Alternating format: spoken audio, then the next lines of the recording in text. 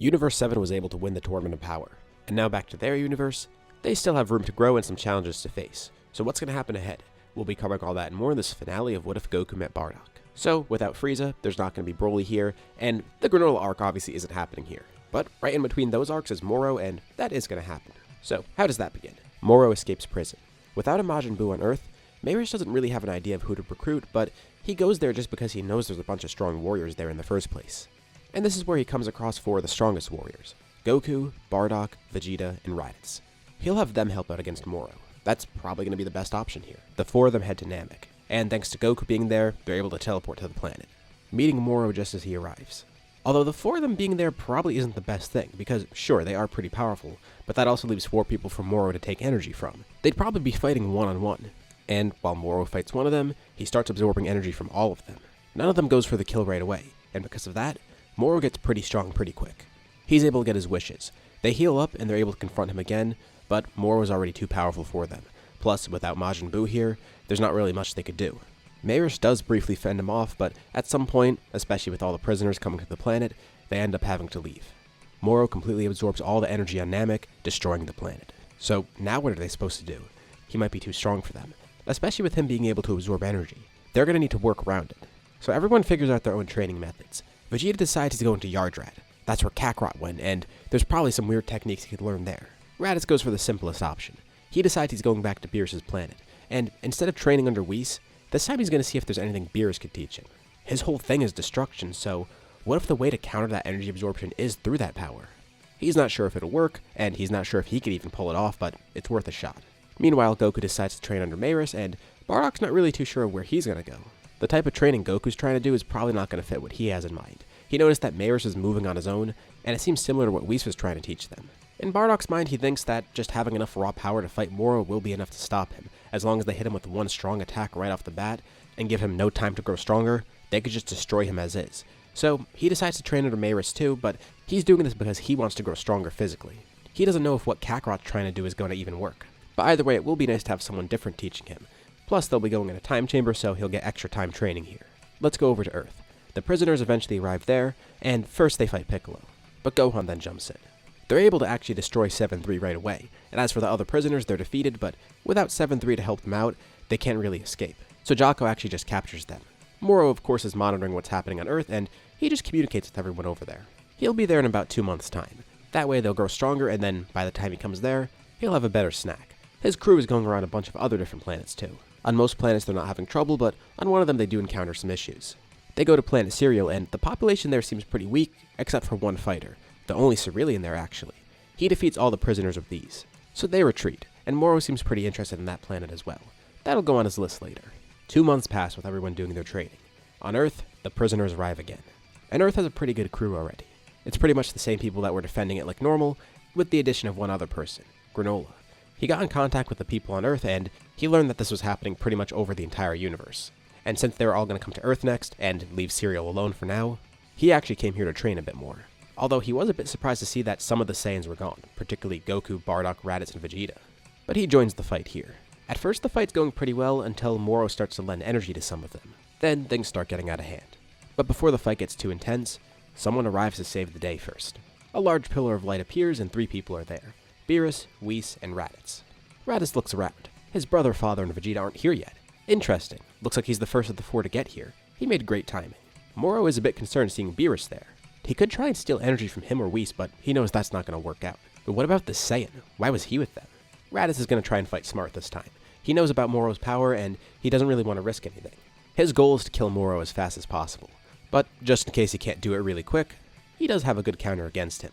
He powers up to his maximum, first using Blue Evolution. And Moro thinks he's an idiot. Right now, Raditz doesn't have the strength to defeat him, and even if he did, it would be pretty risky using that. So he tries to steal some of Raditz's energy, but when he does, he notices he can't absorb it. Well, he can absorb it, but when he does, it harms him. And Raditz smirks. He fell right into his trap. Raditz then powers up once more. This time his hair flickers purple. He spent the last 2 months reworking himself from the ground up. He wasn't training under Whis. He trained under Beerus. The Saiyans used to pride themselves on destruction, and now he's using that again. Raditz shows off Ultra Ego for the first time. As the fight continues and Raditz gets more and more into it, he grows stronger and stronger, and Moro can't absorb his energy. It's that same destructive power Beerus uses. With no options left, Moro tries to absorb energy from all the people around him, but before he does, Raditz lands a powerful Hakai on him. As he lifts his arm up to collect the energy, it's then erased, and then Raditz stuns him with a powerful attack to the back of the neck, and he wastes no time. He then sticks his hand out once more, charging all of his energy into one Hakai. Just as this happens, Goku and Bardock then teleport in, and the first thing they see is a powerful purple explosion, and as the dust settles, they see Raditz standing there in the middle of a crater, with no remains of Moro. He's victorious, having completely erased him. Crap, they were like 3 minutes late here. It's kind of a shame too, because they feel like their training really paid off, especially for Goku. They learn of what happened and get to see Raditz's power firsthand, but then somebody else teleports in. Hours later, trying to locate some sort of energy on Earth, Vegeta was able to teleport here, pulling off engine transmission one time. He's been trying to locate them for so long, he didn't realize the fight was already over.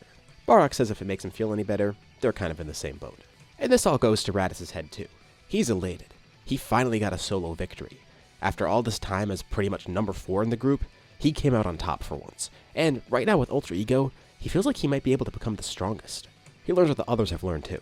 Vegeta of course got spirit control, and that did make him a lot stronger, but it's not like he unlocked any sort of other special powers. He got spirit fission, which was geared towards Moro, but it's not something he could really use a lot in combat, or something he would use a lot in combat. Bardock didn't get any new forms or techniques, but he did get a lot stronger under Maris. Goku on the other hand did actually tap into Ultra Instinct. He shows it off. He could use it willingly, but it's just the Omen level for now, so it's not really too refined.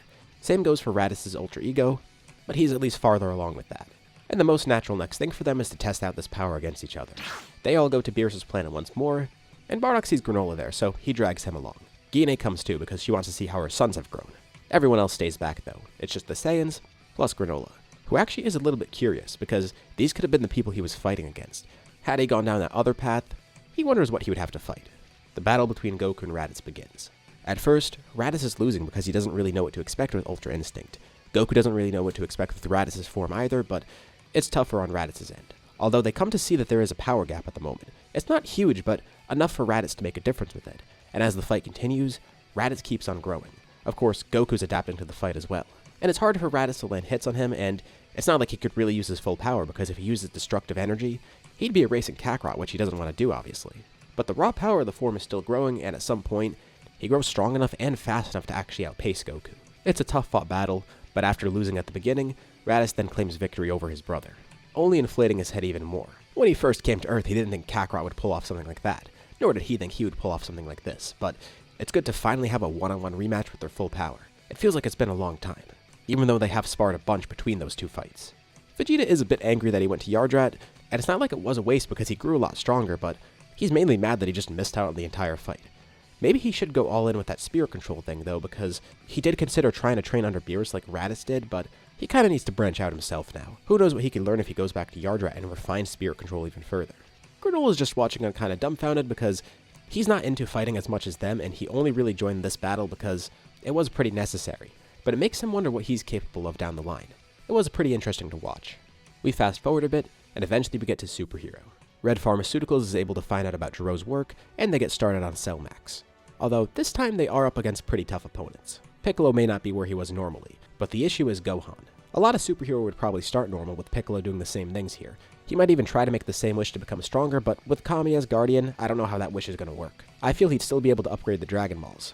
They even do consider fusing here, but it might be a little bit too risky because who knows if they'll need the Dragon Balls soon.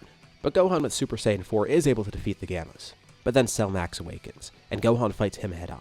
He also has some extra allies here. Of course, Goten and Trunks are here, but Gine's also joining the fight too. And of all the people here fighting, she is one of the strongest because after all that time around Bardock, I feel like there's more than enough ways for her to pick up on Godly Ki. She actually has Super Saiyan God.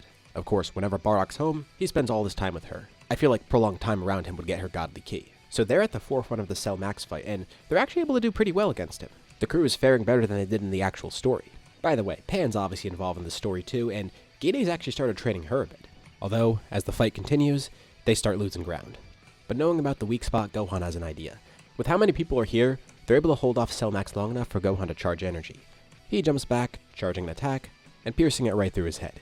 Even with his strength in Super Saiyan 4, he's definitely not on the level of Beast Gohan, but given his extra training and such, I feel like it would still be enough to actually kill Cell Max here. Although it does require him to get a Senzu Bean and use 100% of his power, plus attacking Cell Max's weak spot, of course. And just like that, Cell Max is defeated, and it leads to the end of Superhero. Plus, thanks to the addition of Gine here, The crew is larger and stronger, and Gamma 2 didn't resort to sacrificing himself right away, so he actually ended up surviving here. Let's fast forward a little bit more.